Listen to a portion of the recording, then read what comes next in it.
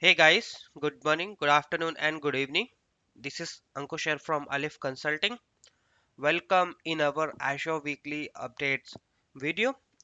In this video, we will be going to talk about all of these updates which has been released by Microsoft for Azure Cloud Services. Right?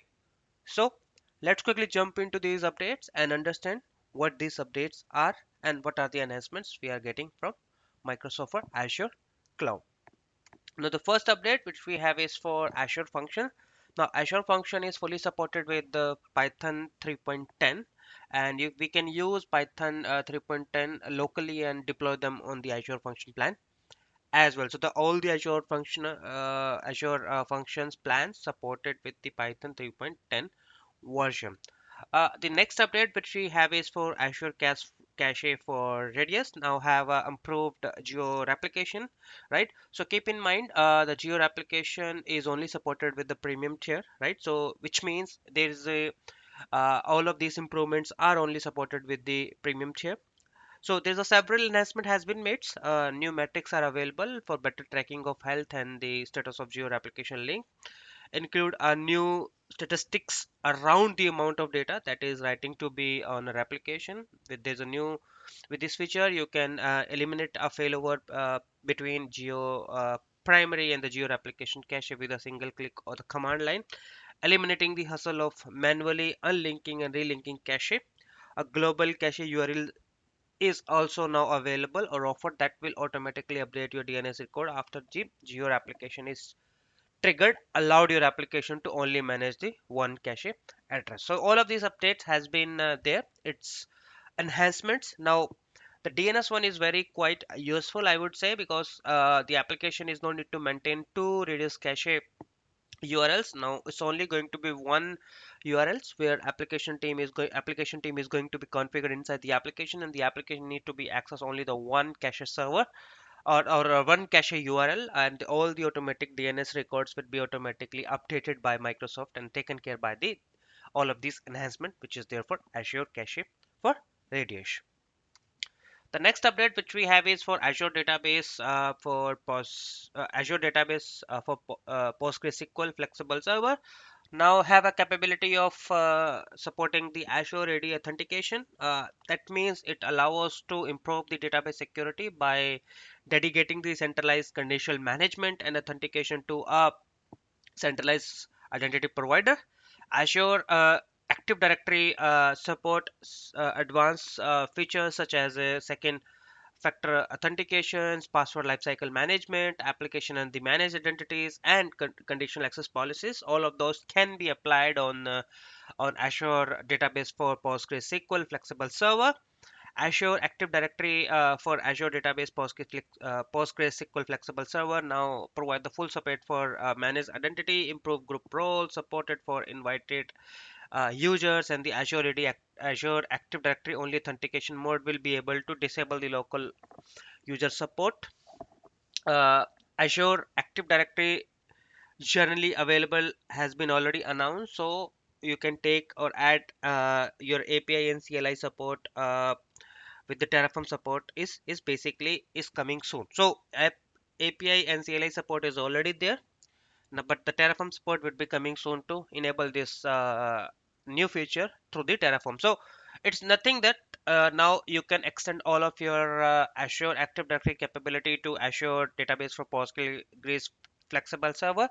You have a centralized management, or I can say the authentication provider, which you can use to apply your policies, apply your security features such as the two-factor authentications, password lifecycle management, application and managed identity. All of those things would be available. It can be you can take the advantage of all of those things with the Azure database for PostgreSQL Flexible Server. The next update which we have is for Azure SQL. There are some of the general availability updates for mid-Feb 2022. What are those updates are for Azure SQL? Optimize locking improvement database concurrency and lower lock memory in Azure SQL database.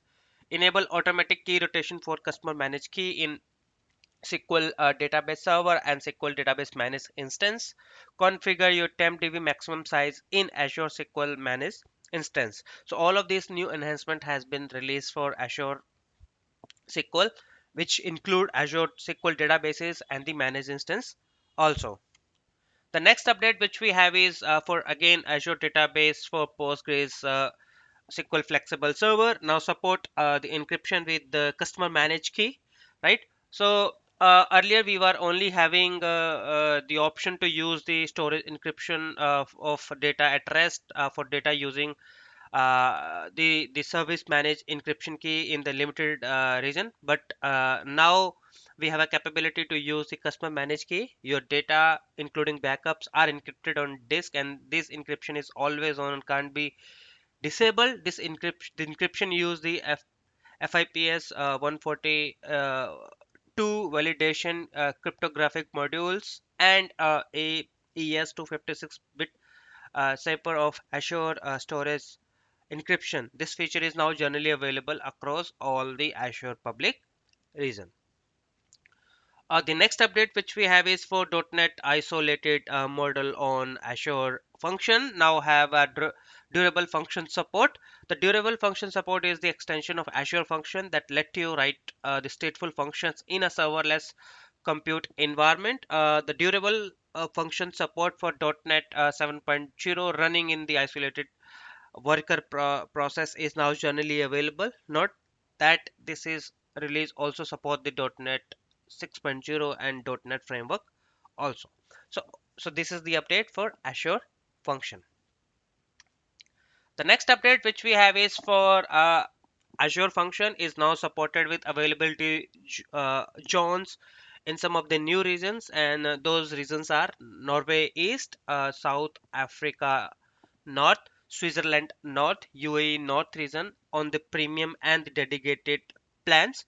For the app running in the zone redundant plan, even as the app scale in and out, the functions app platform automatically spread the instance into the plan across the all zone of the selected region. The last update which we have is for Azure function have some maximum scale out limit has been increased for Linux Elastic premium plan. So you can see there was some of the scale out limitation has been increased in some of the region like France, where the existing limit was the 20, but that has been increased to the 60. North Europe was having the 80, but now they have the 100. South Central US was having the 60, but now the limit has been increased to the 100.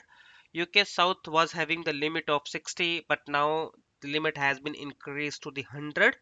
West US was having the limit of 40, but now that limit has been extended to the 100 new scale out limit, right? So this is the update which we have is for Azure Function Linux Elastic Premium plan. Well, that's it in this video. I hope you like this video. If you like, please click on like and subscribe for more upcoming videos. And feel free to reach us if you have any questions. Thank you.